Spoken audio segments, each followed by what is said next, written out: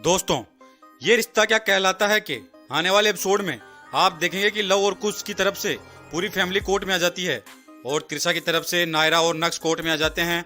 लेकिन कार्तिक को गायू फोन करके घर बुला लेती है क्योंकि कायरव ने नौकर का सर पत्थर से फोड़ दिया था। उधर कोर्ट में मनीष और अखिल कार्तिक को ढूंढते हैं कि कार्तिक कहाँ गया।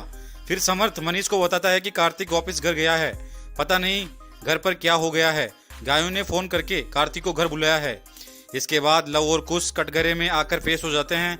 फिर मिस्टर जवेरी केस लड़ना शुरू करते हैं। सबसे पहले एडवोकेट जवेरी जज साहब को एक पौधा गिफ्ट करते हैं और फिर जज साहब मिस्टर जवेरी से कहते हैं कि आप अब कोर्ट की कार्रवाई शुरू करें। फिर मिस्टर जवेरी जज साहब से कहते हैं कि त्रिशा इन मासूम बच्चों पर लव और कुश पर छेड़छाड़ का इल्जाम लगाया है। पिछले काफी दिनों से त्रिशा गोयनका हाउस में ही रह रही है, इसलिए त्रिशा ने इतना बड़ा और अमीर घर देख लिया और त्रिशा ने सोचा कि इतने अमीर घराने के लड़के हैं, इनके ऊपर छेड़छाड़ का इल्जाम लगाकर कुछ पैसे ऐंठ लेंगे। जज साहब, आप इस त्रिशा के भोले चेहरे पर मत जाओ।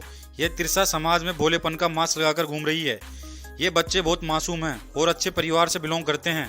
फिर अचानक नायरा कोर्ट में खड़ी होकर जज साहब से कहती है कि जज साहब, त्रिशा के साथ लव और कुश ने जबरदस्ती करने की कोशिश की है और उसके साथ बहुत गलत बर्ताव किया है।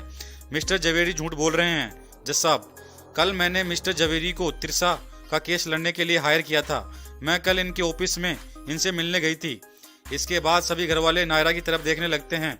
फिर सुरेखा दादी से कहते हैं कि पता नहीं ये नायरा क्या बोल रही है। मिस्टर जवेरी को तो भाई साहब ने मुंह मांगी रकम देके लव और कुश का केस लड़ने के लिए हायर किया है।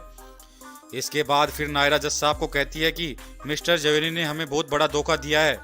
फिर जज साहब नायरा को कहते हैं कि मिस नायरा, आप चुप हो जाएं वरना मुझे आपको कोर्ट से बाहर निकालना पड़ेगा।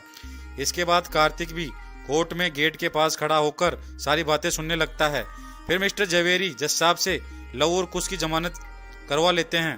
फिर जज साहब के सबसे कहते हैं कि अगली पेशी में दोनों पक्ष अपने अलग अलग वकील को लेकर कोर्ट में आए, इसलिए अगली तारीख पर ही सुनवाई होगी। और लव और कुश की जमानत होने से सभी घर वालों को बहुत खुशी होती है और जवेरी मनीष से कहता है कि मैंने मनीष जी अपना वादा निभाया है, लव और कुश को वापस घर ले आया हूँ और आगे भी यह केस हम ही जीतेंगे।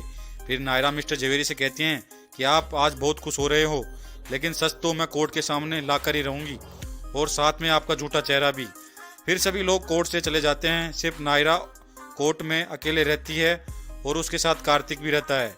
और कार्तिक नायरा से कहता है कि नायरा, अब तुम अकेली नहीं हो, मैं भी तुम्हारे साथ हूँ। हम सच के लिए, त्रिशा के लिए लड़ेंगे। मैंने तुम्हारी सारी बातें सुनी हैं और मैं झूठ का साथ दे रहा था, इसलिए हमारा कायरव भी गलत चीज़ें सीख रहा है। कार्तिक नायरा से कहता है कि कायरव को लगता है कि हमारे पास बहुत पैसा है, पैसे से कुछ भी खरीद सकते हैं। इसके बाद कार्तिक और नायरा त्रिशा के पास जाते हैं और कार्तिक त्रिशा से कहता है कि हम तुम्हें इंसाफ दिला के रहेंगे। इसके बाद लव और कुश पूरे परिवार के साथ गोयनका हाउस पहुंच जाते हैं और मिस्टर जवेरी ने लव कुश के आने की खुशी में बैंड वालों को बुला लेते हैं। फिर लव कुश बैंड बाजे के आगे नाचने लगते हैं। फिर मनीष अखिल से कहता है कि ये लव कुश तो बैंड के आगे नाच रहे हैं जैसे इन्होंने कोई महान काम किया हो।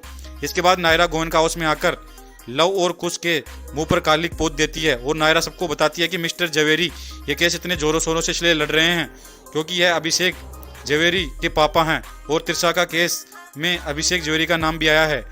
त्रिशा ने खुद अपने मुंह से अभिषेक का नाम लिया था, इसलिए मिस्टर जवेरी अपने बेटे अभिषेक जवेरी को बचाना चाहते हैं, इसलिए उन्होंने अपने बेटे को यूएसए भेज दिया है और कोर्ट में लव कुश का केस लड़ रहे हैं ताकि अभिषेक का नाम ना आए।